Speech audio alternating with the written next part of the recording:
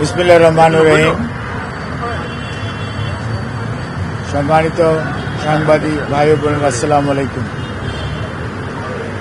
আপনারা জানেন, গত 23শে নভেম্বর থেকে বাংলাদেশ জাতীয়তাবাদী দলের চেয়ারপারসন, সাবেক 3বারের প্রধানমন্ত্রী দেশনেত্রী বেগম খালেদা জিয়া এবার কেয়ার হসপিটালে চিকিৎসাধীন আছেন এবং গত 27 তারিখ থেকেই তিনি ক্রিটিক্যাল কেয়ার ইউনিটে চিকিৎসাধীন আছেন এবং ওনার চিকিৎসার বিষয়ে কয়েকদিন পূর্বে মেডিকেল বোর্ডের পক্ষ থেকে একটি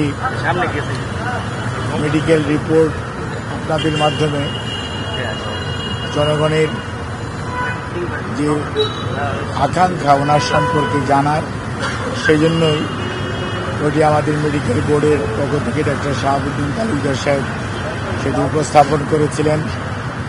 আজই সেই মেডিকেল বোর্ডে মোটামুটি এথিক্যালি যেটুকু একজন রুগীর চিকিৎসার ব্যাপারে ডিসক্লোজ করা যায় সেই অনুযায়ী ওনারা কথা বলেছেন এবং আজকেও আমি আপনাদের মাধ্যমে দেশবাসীকে অবহিত করতে চাই এবং দেশের মানুষের কাছে মহান রব্বুল আলামিনের কাছে দোয়া করার জন্য আহ্বান জানাতে চাই, যাতে দেশনেত্রী বেগম খালেদা জিয়া মানুষের অকুণ্ঠ ভালোবাসা, শ্রদ্ধা এবং দোয়ায় আল্লাহ রাব্বুল আলামিনের অশেষ রহমতে আবারও সুস্থ হয়ে বাংলাদেশের রাজনীতি তথা বাংলাদেশে ওনার যথাযথ ভূমিকা রাখতে পারেন, সেই আহ্বান জানাচ্ছি।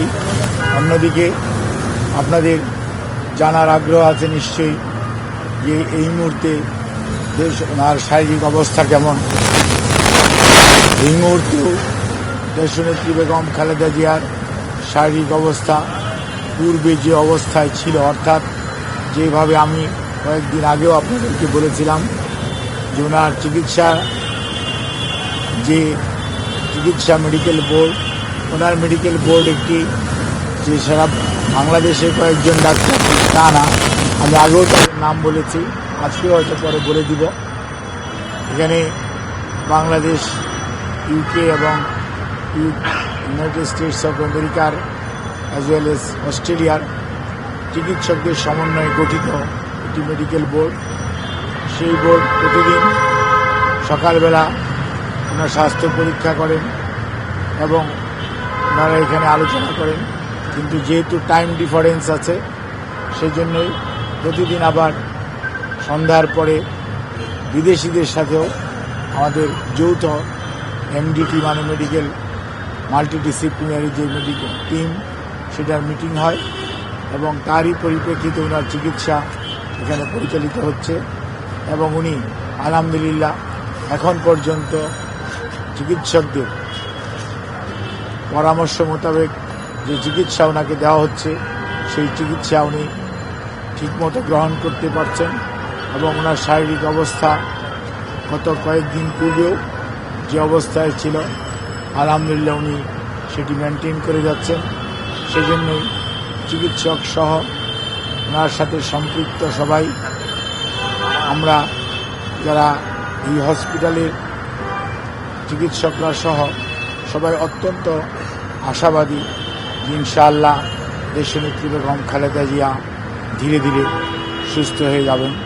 তারপরেও মনে রাখতে হবে ওনার যে অসুস্থতা এবং ওনার যে বয়সের চেয়ে বেশি ওনার যে অসুস্থতা এবং ওনাকে পরিকল্পিতভাবে যেরকম অসুস্থ অবস্থার মধ্যে বিগত সময়ে ছেড়ে দেওয়া হয়েছে, চিকিৎসা যথাযথভাবে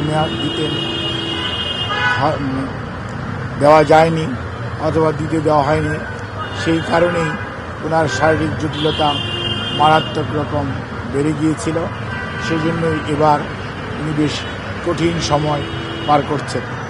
আজ এই বিষয়ে আমি শুধু আপনাদের এইটুকু অবহিত করতে চাই, দলের ভারপ্রাপ্ত চেয়ারম্যান জনাব তারেক রহমান, ওনার সহধর্মিণী ডক্টর জুবাইদা রহমান সবসময় ওনার চিকিৎসার ব্যাপারে সার্বক্ষণিকভাবে তদারকি করছেন এবং ওনার পরিবারের সদস্যদের মধ্যে মরহুম আরাফাত রহমান কুকুর সহধর্মিনী সৈয়দা শামিলা রহমান, ওনার ছোট ভাই শাহিম ইস্কান্দার সহ ওনার বড় বোন, ওনারা সবাই পরিবারের সদস্যরা সার্বক্ষণিকভাবে ওনার চিকিৎসার ব্যাপারে খোঁজ নিচ্ছেন এবং ওনার পাশে তো আর থাকা যাচ্ছে না, যেহেতু উনি ক্রিটিক্যাল কেয়ার ইউনিটে আছে, যে ওনারা হসপিটালে অথবা হসপিটালের বাইরে অবস্থান করে ওনার চিকিৎসার ব্যাপারে সবসময় খোঁজ নিচ্ছেন। আর দলে মহাসচিব সহ স্থায়ী কমিটির সকল সদস্যরা এবং বাংলাদেশ জাতীয়তাবাদী দলের অগণিত নেতাকর্মী সহ দেশের সকল রাজনৈতিক দল, সর্বোপরি প্রধান উপদেষ্টা সহ অন্তর্বর্তীকালীন সরকারি উপদেষ্টা মণ্ডলী এবং সেই সাথে এই সরকারের বিভিন্ন পর্যায়ের সহযোগিতা আমরা অত্যন্ত শ্রদ্ধার সঙ্গে কৃতজ্ঞতার সঙ্গে স্মরণ করি এবং তারা সার্বক্ষণিকভাবে আমাদের সহযোগিতা দিয়ে যাচ্ছেন। এবং সর্বোপরি এই হসপিটালের কর্মরত চিকিৎসক, নার্স এবং বিভিন্ন পর্যায়ের কর্মকর্তারা তাদের সহযোগিতা অব্যাহত রেখেছেন।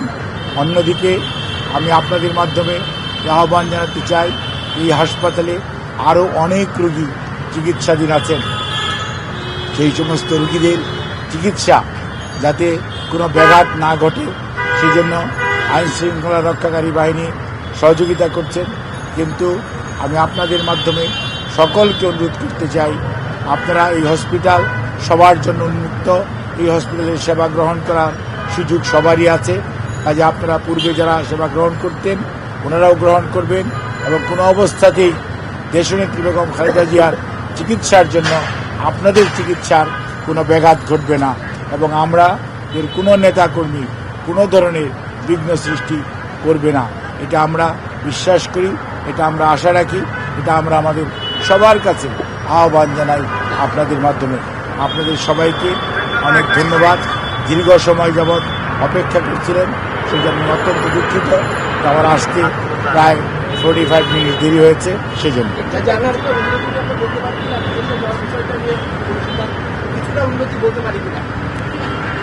ওনার অবস্থা স্থিতিশীল আছে এটা বলতে পারি, ধন্যবাদ।